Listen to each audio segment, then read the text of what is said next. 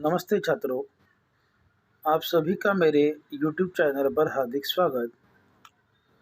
आज हम जरा प्यार से बोलना सीख लीजिए यह गज़ल पढ़ने वाले हैं। इस गज़ल के लेखक है रमेश दत्त शर्मा। प्रस्तुत गज़ल में गज़लकार रमेश दत्त शर्मा दूसरों के प्रति व्यवहार के बारे में हमें प्रेरणा दे रहे हैं। उनका मानना है कि हमें प्यार से साथ मधुर वचन बोलना, आवश्यकता के समय अवश्य बोलना, कुछ भी कहने से पहले अपनी बात पर विचार करना आदि गुणों को सीखना जरूरी है। यह गज़लकर्ता रमेश दत्त शर्मा जी का सबसे पहले हम परिचय कर लेते हैं। शर्मा जी 50 वर्षों से पत्र पत्रिकाओं, रेडियो और टीवी के माध्यम से वैज्ञानिक दृष्टिकोण का प्रचार और प्रसार करते रहे हैं। इन्होंने विज्ञान लेखन में दर्जन से अधिक पुरस्कार प्राप्त किए हुए हैं। इन्हें कक्षा 7वीं 8वीं से ही स्थानीय मुशायरों में चर्चा जलेसरी के नाम से शिरकत करने लगे थे। दोस्तों, बोलने से पहले विचार करना, आवश्यकता अनुसार बात करना, विषय अनुसार बात करना और ज़रूरत के समय बोलना, यह आवश्यक गुण है। इन गुणों के ऊपर ही यह गज़ल लिखी हुई है।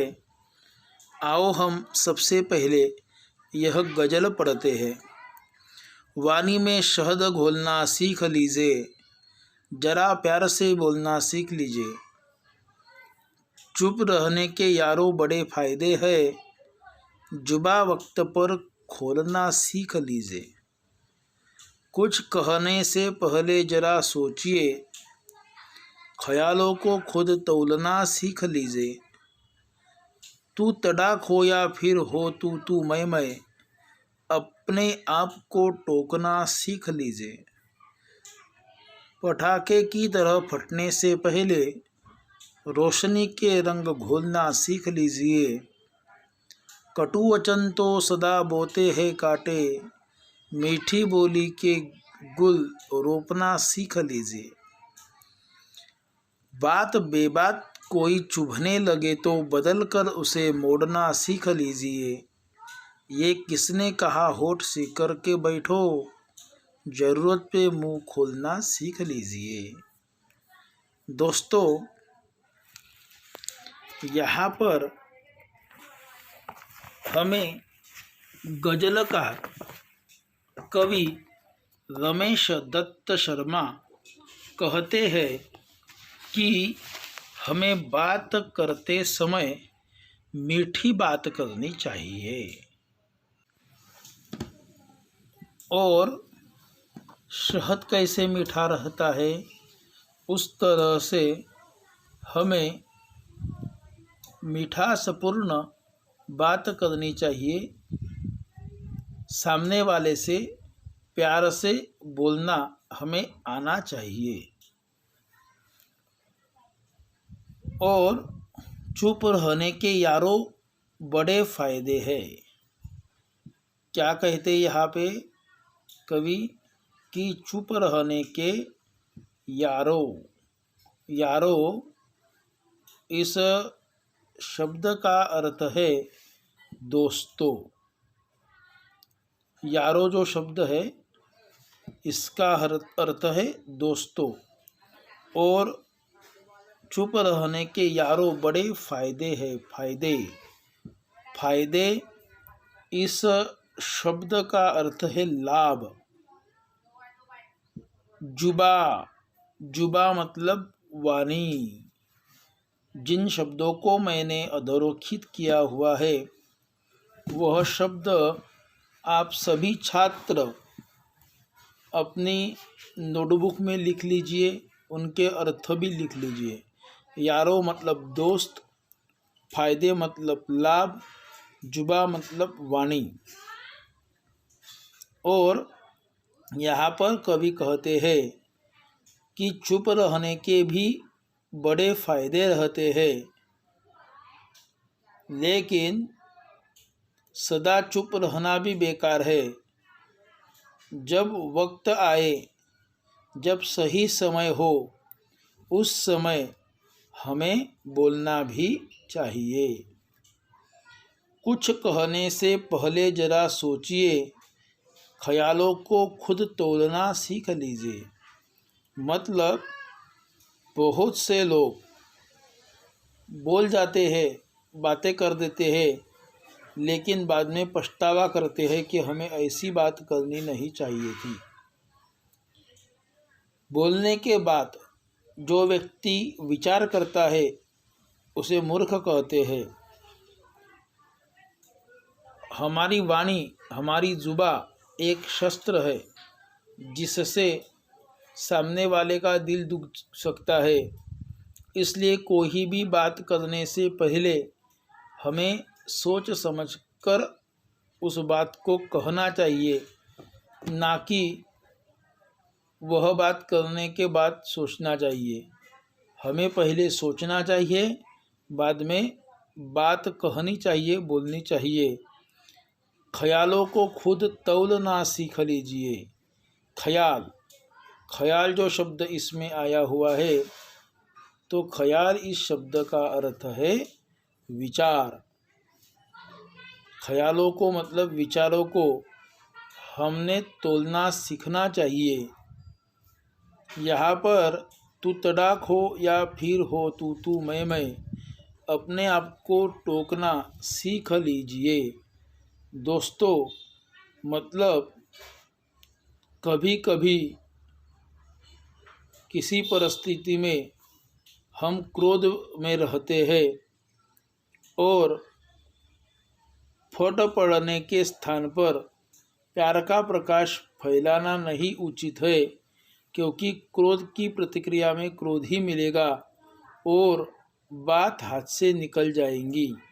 इसलिए तड़ाक हो या तू मैं या किसी से बहस हो, हमें खुद को समझाना चाहिए, टोकना चाहिए। मतलब हमें खुद को रोकना चाहिए। टोकना चाहिए मतलब रोकना चाहिए, पूछताछ करनी चाहिए कि जो मैं कर रहा हूँ, जो मैं बोल रहा हूँ, मैं गुस्से में, क्रोध में जो बात कह रहा हूँ वह ठीक है क्या, यह हमें सोचना चाहिए।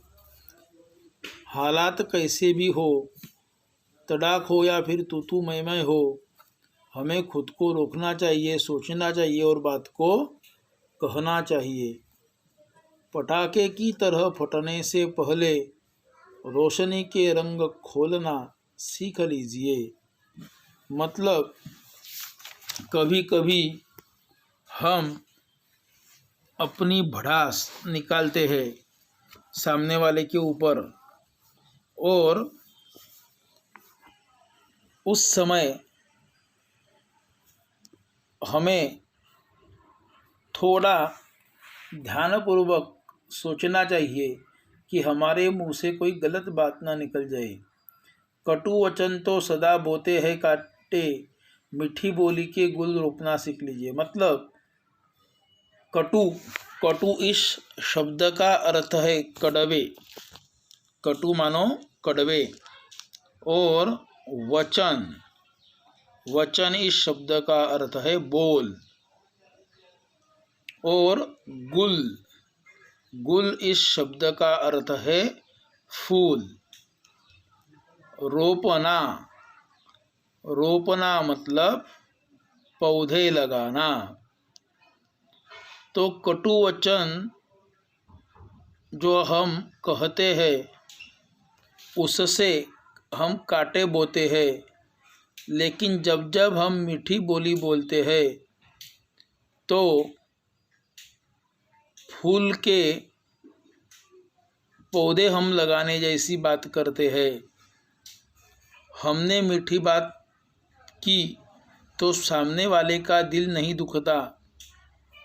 बात बेबात कोई चुभने लगे तो बदल कर उसे मोड़ना सीख लीजिए। बेबात, बेबात इस शब्द का अर्थ है बिना बात। अगर हमें बिना बात कोई बात चुभती है तो हमें उस विषय को वहीं पर रोककर उस बात को बदलकर दूसरी बात शुरू करनी चाहिए। जिस बात से बहस हो उस बात को समय पर ही समाप्त करना चाहिए। और आखिरी में कवि कहते हैं, ये किसने कहा होठ सीकर बैठो। मतलब इसका अर्थ ऐसा नहीं है कि हमें सदा सर्वदा चुप ही बैठना है। समय आने पर हम अपना मुंह भी खोल सकते हैं। मुंह खोलना इसका अर्थ है अपनी बात को कहना। मुंह खोलना यह एक वाक् प्रचार भी है, मुहावरा भी है। आपको पूछा जा सकता है मुंह खोलना इस वाक् प्रचार का वाक्य में उपयोग करो, तो मुंह खोलना मतलब अपनी बात कहना। राम और श्याम की जैसे ही कहा सुनी हुई और मुख्य अध्यापक के सामने वह बात गई, तो जैसे ही राम को संधि मिली उसने अपना मुंह खोला और सच बात मुख्य अध्यापक के सामने बयां की। इस तरह हम वाक्य में वाक् प्रचार को डालकर वह वाक्य पूर्ण कर सकते हैं। तो दोस्तों, हमने आज इस गज़ल का अध्ययन किया। इस गज़ल का सरल अर्थ हम अगले वीडियो में देखेंगे। तब तक आप इस गज़ल को पढ़िए। धन्यवाद।